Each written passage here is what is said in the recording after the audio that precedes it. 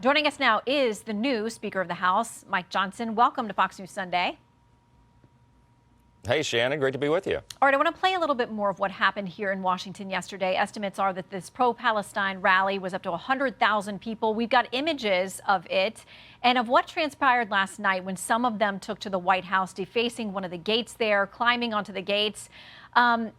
Are you surprised at all by the amount that we've seen of this kind of response? And I have, to be fair, a lot of people I saw in that rally yesterday were very much worried about civilian lives that are being lost in Gaza.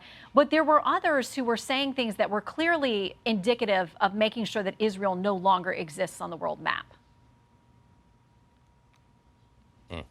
Yes, no, it is surprising to see this level of anti-Semitism that has sprung up around the country. Apparently, it's been dormant for a while, but this has given rise to that, and we're deeply concerned about it. The opening of the program today, Shannon, I think gave a great snapshot of the crisis that Israel faces, and that's why right out of the blocks, as soon as I became Speaker, within the hour, we passed a resolution to make clear that Congress stands by our great friend in that region. We always will. And then we passed, as you saw, our first priority is an emergency immediate funding aid to Israel so that they can defeat Hamas and protect and continue as a nation.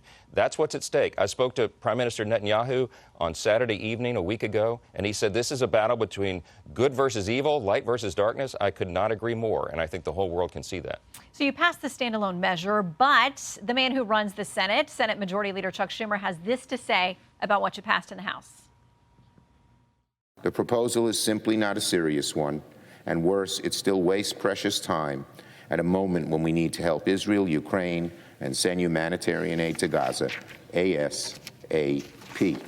And it's not just Democrats. This is the headline from The Hill. McConnell and Speaker Johnson sharply divided on the year-end strategy. So Democrat and Republican leaders over in the Senate say there's no way the standalone measure gets anywhere. The White House has said it would veto it anyway. So with time of the essence, the urgency here, why waste time on a measure that has almost zero chance of actually aiding the Israeli people?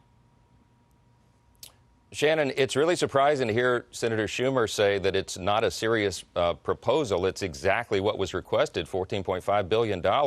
What they don't like is that in the House, we're trying to be good stewards of the taxpayers' resources. We offset that spending. Instead of printing new dollars or borrowing it from another nation to send over to fulfill our obligations and help our ally, we want to pay for it. What a concept. We're trying to change how Washington works. And so by taking that money from this giant fund, over $67 billion that's sitting there to build up the IRS, we weighed those priorities and said, you know what? It's more important to protect Israel right now than it is to hire more IRS agents. Apparently, Senator Schumer disagrees with that, but I'll take that debate to the American people all day long. Well, and he's pointing, as others are, to the Congressional Budget Office, a nonpartisan group that scores these things. And they said, actually, if you take that funding from the IRS, it's going to add billions to the deficit because you cut IRS personnel. They're not then collecting that revenue that they bring in. One of your House colleagues, Democrat Brendan Boyle, put it this way. He says, you are prioritizing, quote, deficit-busting tax giveaways for the wealthy over helping Israel. Look, only in Washington can you cut funding, add a pay for it to a new spending measure, and they say that it's terrible for the deficit. Listen, we're trying to take care of our priorities, and we will. We know that these other important measures are right there on the table, and we're working through it hour by hour, day by day, and we're going to meet those obligations. But we have to do these things in the proper order, and we are committed to changing how Washington works. I think you see a united and energized House Republican Conference. All of our members are working together in good faith, trying to solve these great challenges that we face, and I'm very optimistic that we're going to do that. But we are going to also change the trajectory we're on. Shannon, right now we have a $33.6 trillion federal debt. Just last week, the Treasury Department of the Biden administration announced that we're going to have to borrow over $1.5 trillion over the next 2 quarters, 6 months, to continue our operation as a government. This is not a sustainable track. We can take care of our obligations, and we can do it in a responsible manner, and that's what we're committed to. Okay, so there's been talk that you want to quickly offer up Ukraine aid, of course, in a separate measure, potentially tying the U.S. border and security issues to that.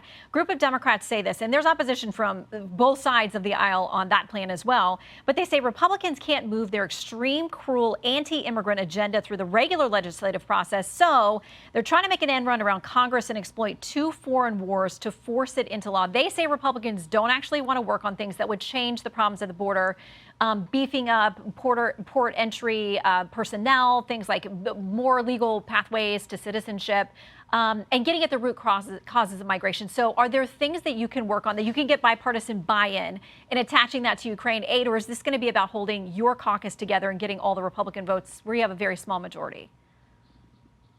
No, what this is about is advancing the agenda and the first priorities of the American people. I don't know which Democrat gave you that absurd quote, but they clearly are not listening to their constituents. If you go out into the country, people will say, look, we understand our role as a leader in the free world. We understand that we're the great superpower that needs to assist and ensure that freedom survives, but we have to take care of our own house first. And securing our border is an essential priority to the American people. So they're not listening to their constituents. I think that's a tone-deaf response.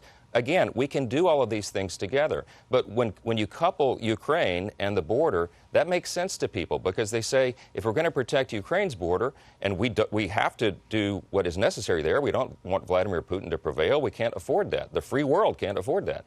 But we have to take care of our own border first. And that's what we're saying. This is policy changes that are necessary. There's a growing consensus in the Congress, certainly amongst Republicans, but also even some across the aisle, who recognize we have to change what is happening. Over 6.3 million illegal crossings since Joe Biden took office. It's more than the population of my state. We cannot continue this, and everyone knows it. And the fentanyl that's come over the border, the human trafficking, the cartels making billions of dollars on our backs, we are going to stop that, and the House Republicans are committed to it. I think the people are with us, Shannon. So as we talk about spending more dollars on those things, our border, Ukraine, more tax dollars flowing into those things, we're running out of money here again in a couple of weeks. Are we going to have another continuing resolution, that temporary financial Band-Aid? How long would it last? Would it be clean? Or are you going to try to attach other things to it?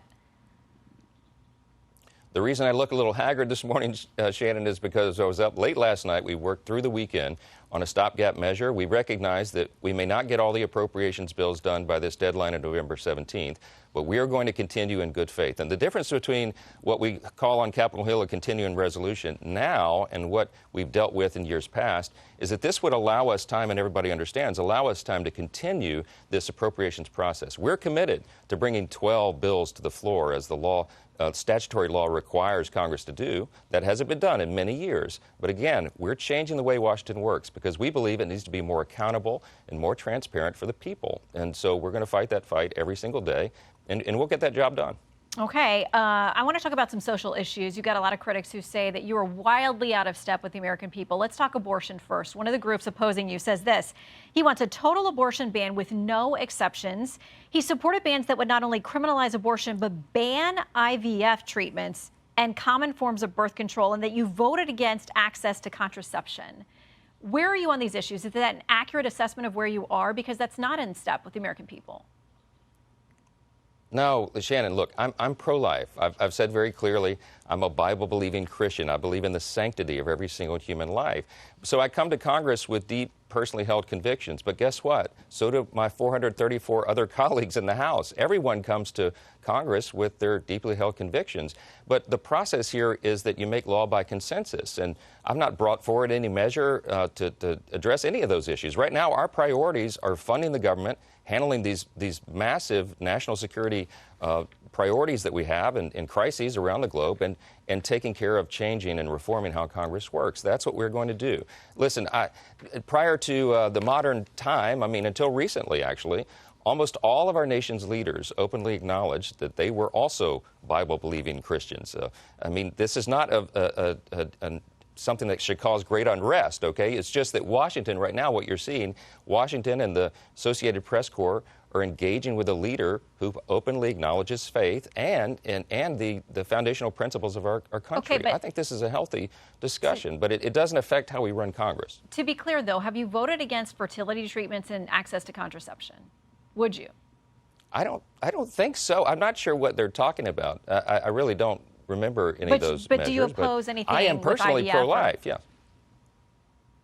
No, of course not. No, that's something that's blessed a lot of families who have problems with fertility. Of course, that's a great thing. I would support that. But Look, again, these are not issues that are on the front of the agenda, and we can come with our convictions, and we can govern in an accountable, transparent manner for the American people, and that's what we're going to do. Okay, so you've talked a lot about your faith. You don't backtrack. You're not shy about that. You're bold about that. You said if people want to know your worldview, go open up the Bible. You know that concerns a lot of people. Your critics are hearkening back to things that you've said about gay marriage, homosexuality, conversion therapy. There's a lengthy guest essay in the New York Times, not surprisingly, not big fans of yours. It's titled this, "The Embodiment of White Christian Nationalism in a Tailored Suit." They point to a definition in Christianity today of that, saying it's a belief that the American nation is defined by Christianity and that the government should take active steps to keep it that way. Is that an accurate description of your view of how the government should function? No, I'm not even sure what the term means. And look, there are entire industries built on tearing down people like me. I understand that comes with the territory, and we're not fazed by it. But listen, what I believe in are the founding principles of the country: individual freedom, limited government, the rule of law, peace through strength, fiscal responsibility, free markets, human dignity. Those are essential American principles. And so I've been labeled all kinds of stuff, but these people don't know me. Look, my family, it's no fun to be misquoted and maligned and mocked, of course, but we know that comes with a job. And we're unfazed. We're going to continue to love all people. We're going to continue to bless even those who persecute us, because that's our worldview, and that's how we operate. And if people just, everybody take a breath, give us a chance, and you'll see what principled governance looks like. That's what I'm committed to doing. Okay, we got to go, but I have to ask you this because there's been so much made about it. Vanity Fair says this: what's up with Mike Johnson's very shady-seeming financial disclosures? They say you've never reported a bank account or an asset on a financial disclosure form going back to 2016. Can you clear that up for us? Yes, look, I'm a man of modest means, okay? I was a lawyer, but I did constitutional law, and most of my career I spent in the nonprofit sector. We have 4 kids, 5 now, that are very active, and I have kids in graduate school, law school, undergraduate. We have a lot of expenses, but I can relate to everybody else. My father was a firefighter, right? I didn't grow up with great means, but I think that helps us be a better leader because we can relate to every hardworking American family. That's who we are. And I think it governs and helps govern my decisions and how I lead. Well, majority of Americans now say they're living paycheck to paycheck. So a lot of folks in the same boat as they try to figure out this economy. Yeah. Speaker, we're wishing you the best in trying to keep the House running and the country functioning. Thank you, sir. Thanks, Shannon. I'm Steve Doocy. I'm Brian Kilmeade. And I'm Ainsley Earhart. And click here to subscribe to the Fox News YouTube page to catch our hottest interviews and most compelling analysis.